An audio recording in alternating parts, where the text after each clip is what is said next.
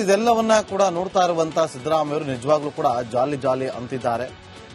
ಒಂದು ಕಡೆ ಹೇಳಬೇಕು ಅಂತಂದ್ರೆ ಸಿದ್ದರಾಮಯ್ಯವರು ಮತ್ತೆ ಗೆದ್ದಿದ್ದಾರೆ ಅಂತ ಹೇಳಲಾಗ್ತಾ ಇದೆ. ಅಂದ್ರೆ ಗೆದ್ದ ರಾಮಯ್ಯ ಆಗಿದ್ದಾರೆ. ನೋಡಿ, ಸಿದ್ದರಾಮಯ್ಯ ಹಾಗೂ ಡಿ.ಕೆ. ಶಿವಕುಮಾರ್ ಅವರ ಮಧ್ಯೆ ಕಳೆದ 2-3 ತಿಂಗಳಿಂದ ನಿರಂತರವಾಗಿ ಕುರ್ಚಿ ಯುದ್ಧ ನಡೀತಾನೆ ಇದೆ. ಆದ್ರೆ ಹೈಕಮಾಂಡ್ ಮಧ್ಯಪ್ರವೇಶವನ್ನ ಮಾಡಿ ಅಲ್ಲಿಂದಲೇ ಫೋನ್ ಮಾಡಿ ಇಬ್ರು ಒಂದು ಮೀಟಿಂಗ್ ಮಾಡಿ, ಬ್ರೇಕ್ಫಾಸ್ಟ್ ಮೀಟಿಂಗ್ ಮಾಡಿ ಅಂತ ಹೇಳಿ ಸೆಷನ್ ಮೇಲೆ ಅದು ಪೆಟ್ಟು ಬೀಳಬಹುದು, ಅದನ್ನ ತಡಿಬೇಕು, ವಿಪಕ್ಷದವರಿಗೆ ಅಸ್ತ್ರ ಆಗಬಾರದು ಅಂತೇಳಿ ಸೂಚನೆ ಕೊಟ್ಟ ಬಳಿಕ ಒಂದು ಬ್ರೇಕ್ಫಾಸ್ಟ್ ಮೀಟಿಂಗ್ಗಳು ಆದವು. ಅದಾದ ಬಳಿಕ ಸ್ವಲ್ಪ ದಿನ ತಣ್ಣಗಾಗಿತ್ತು. ಆದ್ರೆ ಮತ್ತೆ ಅದು ಮುನ್ನೆಲೆಗೆ ಬಂತು. ಅದು ಎತ್ತಿಂದ ಸಿದ್ದರಾಮಯ್ಯ ಕೊಟ್ಟಂತ ಒಂದು ಹೇಳಿಕೆಯಿಂದ. ನೋಡಿ, ಈ ನಾಯಕತ್ವ ಸಂಘರ್ಷದ ಮಧ್ಯೆ ನಾಯಕರು ದೆಹಲಿಯಲ್ಲಿದ್ದಾರೆ. ಕಾಂಗ್ರೆಸ್ನ ಸಮನ್ವಯ ಸಮಿತಿ ಸಭೆಯಲ್ಲಿ ಸಿದ್ದರಾಮಯ್ಯವರು ಭಾಗಿಯಾಗಿದ್ದರು. ಹಾಗಾದ್ರೆ ಅಲ್ಲಿ ಕುರ್ಚಿ ಸಂಘರ್ಷದ ಚರ್ಚೆ ನಡೀತಾ ಅನ್ನುವ ಪ್ರಶ್ನೆಗಳು ಇದ್ದಾಗ ಇಲ್ಲ ಅಂತ ಹೇಳ್ತಾ ಇದೆ ಮೂಲಗಳು. ಅದರ ಬಗ್ಗೆ ಯಾವುದೇ ರೀತಿಯಾದಂತಹ ಚರ್ಚೆಗಳಾಗಿಲ್ಲ ಅಂತ. ಇನ್ನು ಈ ಸಿಡಬ್ಲ್ಯೂಸಿ ಮೀಟಿಂಗ್ ನಲ್ಲಿ ಕಾಂಗ್ರೆಸ್ ಮುಖಂಡೆ ಸೋನಿಯಾ ಗಾಂಧಿ ಅವರು, ಅದೇ ರೀತಿಯಾಗಿ ಸಂಸದೆಯಾಗಿರುವಂತಹ ಪ್ರಿಯಾಂಕಾ ಗಾಂಧಿ ವಾದ್ರಾ ಅವರು, ಸುರ್ಜೇವಾಲಾ ಅವರು ಕೂಡ ಭಾಗಿಯಾಗಿದ್ರು. ಅಲ್ಲಿ ಯಾವುದೇ ರೀತಿಯಾದಂತಹ ಚರ್ಚೆ ಆಗಲಿಲ್ಲ. ಇನ್ನು ಸಿಡಬ್ಲ್ಯೂಸಿ ಸಭೆಯ ಬಳಿಕ ಅಧಿಕಾರ ಹಂಚಿಕೆ ಚರ್ಚೆ ನಡೀತಾ ಅನ್ನುವ ಪ್ರಶ್ನೆ ಕೂಡ ಮತ್ತೊಂದು ಕಡೆ ಉದ್ಭವ ಆಗುತ್ತೆ. ಆದರೆ ಅದರ ಬಗ್ಗೆ ಇನ್ನೂ ಸ್ಪಷ್ಟವಾದಂತಹ ಮಾಹಿತಿ ಲಭ್ಯವಾಗಿಲ್ಲ. ರಾಜ್ಯದಲ್ಲಿ ಕುರ್ಚಿ ಯುದ್ಧ ಜೋರಾದ್ರೂ ಕೂಡ, ಇಷ್ಟೆಲ್ಲ ನಡೀತಾ ಇದ್ರು ಕೂಡ, ಹೇಳಿಕೆಗಳು ಹೊರಬೀಳ್ತಾ ಇದ್ರು ಕೂಡ ಕಾಂಗ್ರೆಸ್ನ ವರಿಷ್ಠರು ಮಾತ್ರ ಮೌನಕ್ಕೆ ಶರಣಾಗಿದ್ದಾರೆ.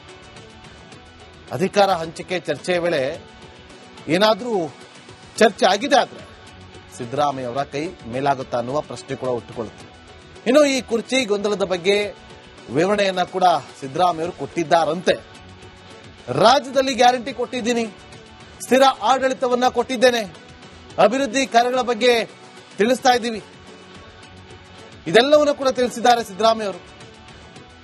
ಆದ್ರೆ ರಾಜ್ಯದಲ್ಲಿ, ಅದರಲ್ಲೂ ಕಾಂಗ್ರೆಸ್ ನಾಯಕರ ಹೇಳಿಕೆಗಳಿಂದಾಗಿ ಅಭಿವೃದ್ಧಿಗೆ ಭಾರಿ ಹಿನ್ನಡೆ ಆಗ್ತಾ ಇದೆ. ವಿಪಕ್ಷಗಳು ಇವತ್ತು ಸರ್ಕಾರದ ವಿರುದ್ಧ ಟೀಕೆ ಮಾಡೋದಕ್ಕೆ ಅಂತೇಳಿ ಅವರ ಕೈಗೆ ಅಸ್ತ್ರ ಸಿಕ್ಕಂತಾಗಿದೆ. ಹಾಗಾಗಿ ನೀವೇ ಡಿ.ಕೆ. ಶಿವಕುಮಾರ್ ಮತ್ತು ಟೀಮ್ಗೆ ಬಾಯಿಗೆ ಬೀಗವನ್ನ ಹಾಕಬೇಕು ಅಂತ ಹೇಳಿದ್ದಾರೆ. ಈ ಒಂದು ಬೇಡಿಕೆಯನ್ನ ಇಟ್ಟಿದ್ದಾರೆ ಹೈಕಮಾಂಡ್ ಮುಂದೆ ಸಿಎಂ ಸಿದ್ದರಾಮಯ್ಯ ಅವರು. ಸಂಪುಟ ಪುನಾರಚನೆಗೂ ಕೂಡ ಪಟ್ಟು ಹಿಡಿದಿದ್ದಾರಂತೆ ಮುಖ್ಯಮಂತ್ರಿಗಳು. ನೋಡಬೇಕು ಇದಕ್ಕೆ ಅಸ್ತು ಅಂದಿದ್ಯಾ, ದೆಹಲಿಯಿಂದ ವಾಪಸ್ ಬಂದ ಬಳಿಕವಷ್ಟೇ ಆ ಎಲ್ಲಾ ಬೆಳವಣಿಗೆಗಳಿಗೆ ಸಾಕ್ಷಿ ಆಗುತ್ತೆ. ಮುಂದಿನ ಸುದ್ದಿ ಗಮನ ಕೊಡ. ಇದೆಲ್ಲವನ್ನ ಕೂಡ ನೋಡ್ತಾ ಇರುವಂತ ಸಿದ್ದರಾಮಯ್ಯವರು ನಿಜವಾಗ್ಲೂ ಕೂಡ ಜಾಲಿ ಜಾಲಿ ಅಂತಿದ್ದಾರೆ.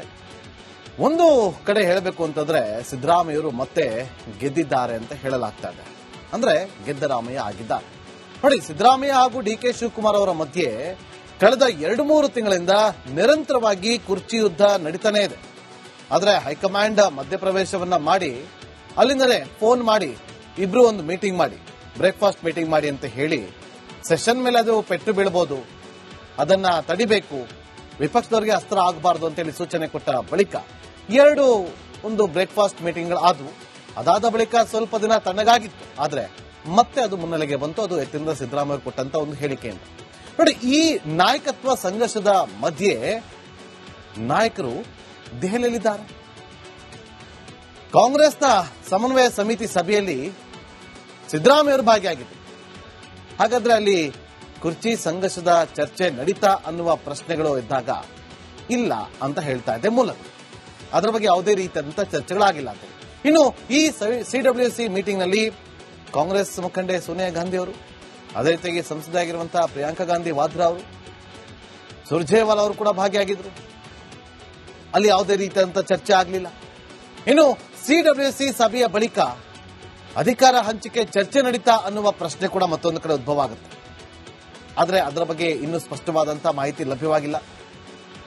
ರಾಜ್ಯದಲ್ಲಿ ಕುರ್ಚಿ ಯುದ್ಧ ಜೋರಾದ್ರೂ ಕೂಡ, ಇಷ್ಟೆಲ್ಲ ನಡೀತಾ ಇದ್ರು ಕೂಡ, ಹೇಳಿಕೆಗಳು ಹೊರಬೀಳ್ತಾ ಇದ್ರು ಕೂಡ ಕಾಂಗ್ರೆಸ್ನ ವರಿಷ್ಠರು ಮಾತ್ರ ಮೌನಕ್ಕೆ ಶರಣಾಗಿದ್ದಾರೆ. ಅಧಿಕಾರ ಹಂಚಿಕೆ ಚರ್ಚೆಯ ವೇಳೆ ಏನಾದ್ರೂ ಚರ್ಚೆ ಆಗಿದೆ ಆದ್ರೆ ಸಿದ್ದರಾಮಯ್ಯ ಅವರ ಕೈ ಮೇಲಾಗುತ್ತಾ ಅನ್ನುವ ಪ್ರಶ್ನೆ ಕೂಡ ಹುಟ್ಟುಕೊಳ್ಳುತ್ತೆ. ಇನ್ನು ಈ ಕುರ್ಚಿ ಗೊಂದಲದ ಬಗ್ಗೆ ವಿವರಣೆಯನ್ನ ಕೂಡ ಸಿದ್ದರಾಮಯ್ಯವರು ಕೊಟ್ಟಿದ್ದಾರಂತೆ. ರಾಜ್ಯದಲ್ಲಿ ಗ್ಯಾರಂಟಿ ಕೊಟ್ಟಿದ್ದೀನಿ, ಸ್ಥಿರ ಆಡಳಿತವನ್ನ ಕೊಟ್ಟಿದ್ದೇನೆ, ಅಭಿವೃದ್ಧಿ ಕಾರ್ಯಗಳ ಬಗ್ಗೆ ತಿಳಿಸ್ತಾ ಇದ್ದೀವಿ, ಇದೆಲ್ಲವನ್ನು ಕೂಡ ತಿಳಿಸಿದ್ದಾರೆ ಸಿದ್ದರಾಮಯ್ಯ ಅವರು. ಆದ್ರೆ ರಾಜ್ಯದಲ್ಲಿ ಅದರಲ್ಲೂ ಕಾಂಗ್ರೆಸ್ ನಾಯಕರ ಹೇಳಿಕೆಗಳಿಂದಾಗಿ ಅಭಿವೃದ್ಧಿಗೆ ಭಾರಿ ಹಿನ್ನಡೆ ಆಗ್ತಾ ಇದೆ. ವಿಪಕ್ಷಗಳು ಇವತ್ತು ಸರ್ಕಾರದ ವಿರುದ್ಧ ಟೀಕೆ ಮಾಡೋದಕ್ಕೆ ಅಂತೇಳಿ ಅವರ ಕೈಗೆ ಅಸ್ತ್ರ ಸಿಕ್ಕಂತಾಗಿದೆ. ಹಾಗಾಗಿ ನೀವೇ ಡಿ.ಕೆ. ಶಿವಕುಮಾರ್ ಮತ್ತು ಟೀಮ್ಗೆ ಬಾಯಿಗೆ ಬೀಗವನ್ನ ಹಾಕಬೇಕು ಅಂತ ಹೇಳಿದ್ದಾರೆ. ಈ ಒಂದು ಬೇಡಿಕೆಯನ್ನ ಇಟ್ಟಿದ್ದಾರೆ ಹೈಕಮಾಂಡ್ ಮುಂದೆ ಸಿಎಂ ಸಿದ್ದರಾಮಯ್ಯ ಅವರು. ಸಂಪುಟ ಪುನಾರಚನೆಗೂ ಕೂಡ ಪಟ್ಟು ಹಿಡಿದಿದ್ದಾರಂತೆ ಮುಖ್ಯಮಂತ್ರಿಗಳು. ನೋಡಬೇಕು ಇದಕ್ಕೆ ಅಸ್ತು ಅಂದಿದ್ಯಾ, ದೆಹಲಿಯಿಂದ ವಾಪಸ್ ಬಂದ ಬಳಿಕವಷ್ಟೇ ಆ ಎಲ್ಲಾ ಬೆಳವಣಿಗೆಗಳಿಗೆ ಸಾಕ್ಷಿ ಆಗುತ್ತೆ. ಮುಂದಿನ ಸುದ್ದಿ ಗಮನ ಕೊಡ. ಇದೆಲ್ಲವನ್ನ ಕೂಡ ನೋಡ್ತಾ ಇರುವಂತಹ ಸಿದ್ದರಾಮಯ್ಯ ಅವರು ನಿಜವಾಗ್ಲೂ ಕೂಡ ಜಾಲಿ ಜಾಲಿ ಅಂತಿದ್ದಾರೆ. ಒಂದು ಕಡೆ ಹೇಳಬೇಕು ಅಂತಂದ್ರೆ ಸಿದ್ದರಾಮಯ್ಯವರು ಮತ್ತೆ ಗೆದ್ದಿದ್ದಾರೆ ಅಂತ ಹೇಳಲಾಗ್ತಾ ಇದೆ. ಅಂದ್ರೆ ಗೆದ್ದರಾಮಯ್ಯ ಆಗಿದ್ದಾರೆ. ನೋಡಿ, ಸಿದ್ದರಾಮಯ್ಯ ಹಾಗೂ ಡಿ.ಕೆ. ಶಿವಕುಮಾರ್ ಅವರ ಮಧ್ಯೆ ಕಳೆದ 2-3 ತಿಂಗಳಿಂದ ನಿರಂತರವಾಗಿ ಕುರ್ಚಿ ಯುದ್ಧ ನಡೀತಾನೆ ಇದೆ.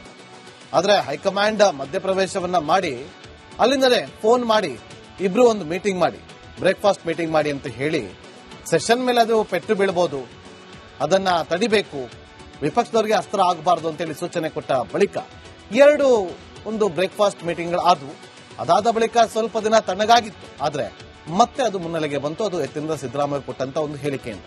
ನೋಡಿ, ಈ ನಾಯಕತ್ವ ಸಂಘರ್ಷದ ಮಧ್ಯೆ ನಾಯಕರು ದೆಹಲಿಯಲ್ಲಿದ್ದಾರೆ. ಕಾಂಗ್ರೆಸ್ನ ಸಮನ್ವಯ ಸಮಿತಿ ಸಭೆಯಲ್ಲಿ ಸಿದ್ದರಾಮಯ್ಯ ಅವರು ಭಾಗಿಯಾಗಿದ್ದರು. ಹಾಗಾದ್ರೆ ಅಲ್ಲಿ ಕುರ್ಚಿ ಸಂಘರ್ಷದ ಚರ್ಚೆ ನಡೀತಾ ಅನ್ನುವ ಪ್ರಶ್ನೆಗಳು ಇದ್ದಾಗ ಇಲ್ಲ ಅಂತ ಹೇಳ್ತಾ ಇದೆ ಮೂಲಗಳು. ಅದರ ಬಗ್ಗೆ ಯಾವುದೇ ರೀತಿಯಾದಂತ ಚರ್ಚೆಗಳಾಗಿಲ್ಲ ಅಂತ. ಇನ್ನು ಈ ಸಿಡಬ್ಲ್ಯೂಸಿ ಮೀಟಿಂಗ್ ನಲ್ಲಿ ಕಾಂಗ್ರೆಸ್ ಮುಖಂಡೆ ಸೋನಿಯಾ ಗಾಂಧಿ ಅವರು, ಅದೇ ರೀತಿಯಾಗಿ ಸಂಸದೆಯಾಗಿರುವಂತಹ ಪ್ರಿಯಾಂಕಾ ಗಾಂಧಿ ವಾದ್ರಾ ಅವರು, ಸುರ್ಜೇವಾಲಾ ಅವರು ಕೂಡ ಭಾಗಿಯಾಗಿದ್ರು. ಅಲ್ಲಿ ಯಾವುದೇ ರೀತಿಯಾದಂತ ಚರ್ಚೆ ಆಗಲಿಲ್ಲ. ಇನ್ನು ಸಿಡಬ್ಲ್ಯೂಸಿ ಸಭೆಯ ಬಳಿಕ ಅಧಿಕಾರ ಹಂಚಿಕೆ ಚರ್ಚೆ ನಡೀತಾ ಅನ್ನುವ ಪ್ರಶ್ನೆ ಕೂಡ ಮತ್ತೊಂದು ಕಡೆ ಉದ್ಭವ ಆಗುತ್ತೆ. ಆದರೆ ಅದರ ಬಗ್ಗೆ ಇನ್ನೂ ಸ್ಪಷ್ಟವಾದಂತಹ ಮಾಹಿತಿ ಲಭ್ಯವಾಗಿಲ್ಲ. ರಾಜ್ಯದಲ್ಲಿ ಕುರ್ಚಿ ಯುದ್ಧ ಜೋರಾದ್ರೂ ಕೂಡ, ಇಷ್ಟೆಲ್ಲ ನಡೀತಾ ಇದ್ರು ಕೂಡ, ಹೇಳಿಕೆಗಳು ಹೊರಬೀಳ್ತಾ ಇದ್ರು ಕೂಡ ಕಾಂಗ್ರೆಸ್ನ ವರಿಷ್ಠರು ಮಾತ್ರ ಮೌನಕ್ಕೆ ಶರಣಾಗಿದ್ದಾರೆ. ಅಧಿಕಾರ ಹಂಚಿಕೆ ಚರ್ಚೆಯ ವೇಳೆ ಏನಾದರೂ ಚರ್ಚೆ ಆಗಿದೆ ಆದ್ರೆ ಸಿದ್ದರಾಮಯ್ಯ ಅವರ ಕೈ ಮೇಲಾಗುತ್ತಾ ಅನ್ನುವ ಪ್ರಶ್ನೆ ಕೂಡ ಹುಟ್ಟುಕೊಳ್ಳುತ್ತೆ. ಇನ್ನು ಈ ಕುರ್ಚಿ ಗೊಂದಲದ ಬಗ್ಗೆ ವಿವರಣೆಯನ್ನ ಕೂಡ ಸಿದ್ದರಾಮಯ್ಯ ಅವರು ಕೊಟ್ಟಿದ್ದಾರಂತೆ. ರಾಜ್ಯದಲ್ಲಿ ಗ್ಯಾರಂಟಿ ಕೊಟ್ಟಿದ್ದೀನಿ, ಸ್ಥಿರ ಆಡಳಿತವನ್ನ ಕೊಟ್ಟಿದ್ದೇನೆ, ಅಭಿವೃದ್ಧಿ ಕಾರ್ಯಗಳ ಬಗ್ಗೆ ತಿಳಿಸ್ತಾ ಇದ್ದೀವಿ, ಇದೆಲ್ಲವನ್ನು ಕೂಡ ತಿಳಿಸಿದ್ದಾರೆ ಸಿದ್ದರಾಮಯ್ಯ ಅವರು.